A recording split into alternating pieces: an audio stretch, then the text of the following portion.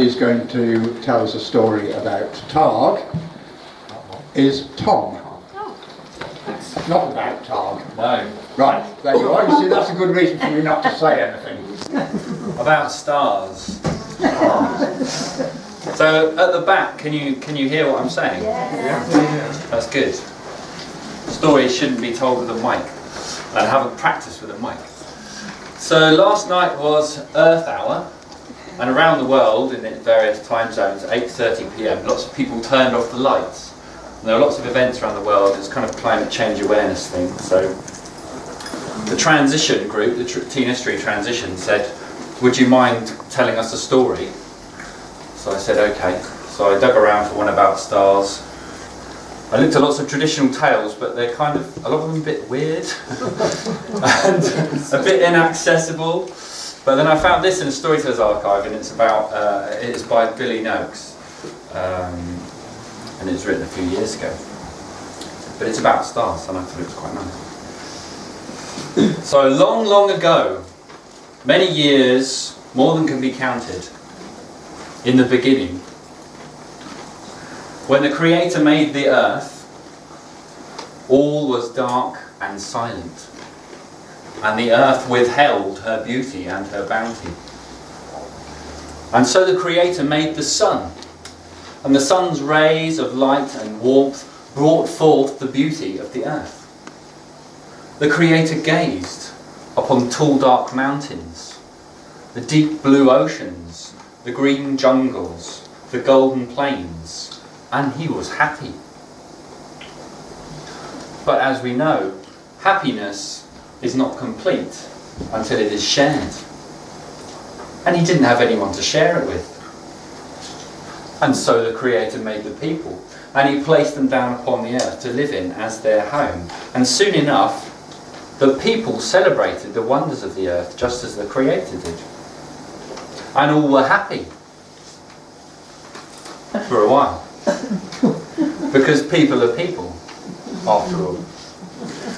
And they became slowly aware of this niggling little detail that meant that Earth wasn't quite perfect. So they travelled to the place where they might speak to the Creator in all reverence. "Dear Creator," they said, "the golden plains feed us in abundance. The waters refresh us. The mountains, the jungles entice us with their mysteries. And indeed, the sun is a wonder.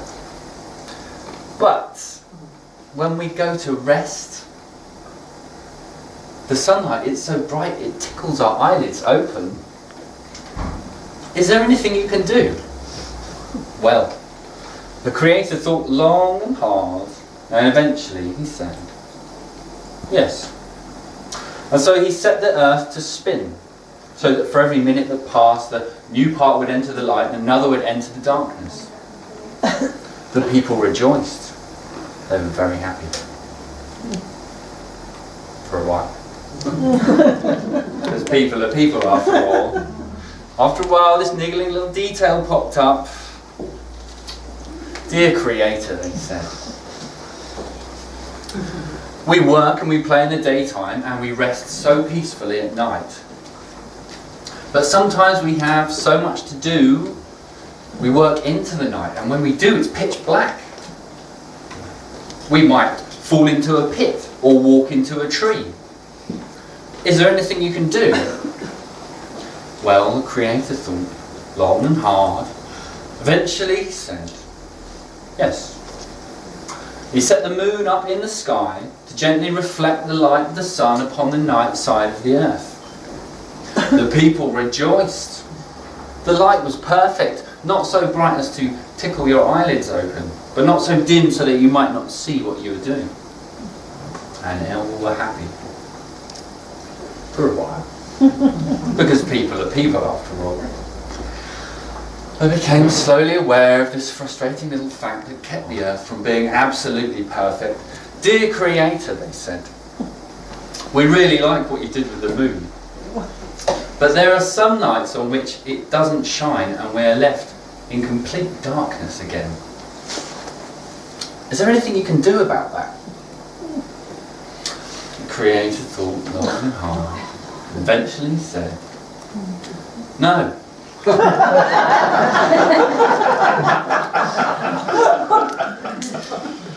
You have the power within you to light up the darkness. And you must go and find it. And he wouldn't say anything else on the matter. The people were stunned. They'd never been denied by the Creator before. And surely what Creator said was wrong. They couldn't have any power like that within them. But they set about their task. They looked at their cooking fires. They noticed embers rising above. Perhaps, if their fire was large enough, if it was hot enough, those embers might burrow their way into the velvety black. So they built a huge fire, bigger than they'd ever built. Great trees they threw onto it. Bigger and bigger, hotter and hotter that fire rose. Great embers drifted from the top, up and up, and winked out. Some of the people had thought that when they carried torches, the wind seemed to carry the light further into the night ahead of them, so they fashioned bigger torches, and they walked up the windswept mountains in the hope that the wind might carry the light into the heavens to travel there forever. But the wind blew the torches out, and they had to climb back down the mountain in the darkness. Some of the people built a catapult. They gathered twigs and leaves and wood, and they rolled it into a ball, and they wrapped it in animal fat. They put it in the catapult, set it alight, and flung it into the air. Up and up the ball rose. Down and down the ball fell, landed on the ground and went out. The people were exhausted, frustrated. Surely the Creator was wrong, and the Creator's being so indifferent. It's time to go home. So the people went back to their village, but what did they find? They'd been away so long that their houses had fallen to disrepair, their fields had gone to weed, and their herds had run away. What were they going to do with this monumental task in front of them? Well, people are people after all. They learn quickly, and they realised that though little could be done alone, a great deal more could be done together. So they set about, house by house, field by field, and herd by herd, resurrecting their village. They worked from dawn until dusk, and then they worked into the night, even on those nights when the moon didn't shine. And that's when it happened. Looking up into the sky, they noticed that for every man, woman and child that had helped their neighbour, a new sparkling gleam of light had appeared. They felt a need to acknowledge these. They called them the stars. And at the end of every night, they would gather round and they would tell the story of each new speck of light that had appeared.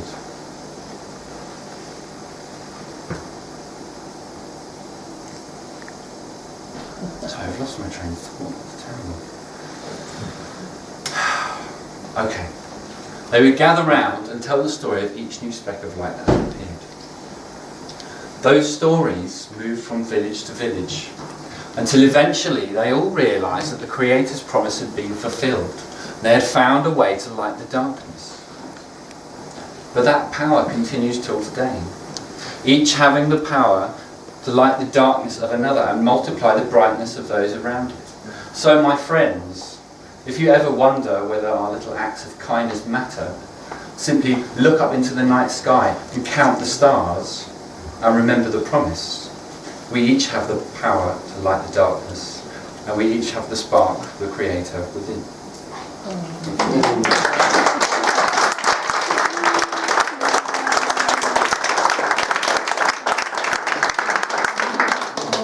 I just wanted to say a very quick thanks, because since I've done a few stories here, it's given me the confidence to perform last week in front of 150 people at the Royal Albert Memorial Museum. So I just want to say thanks to the support of everyone who's come and listened to it.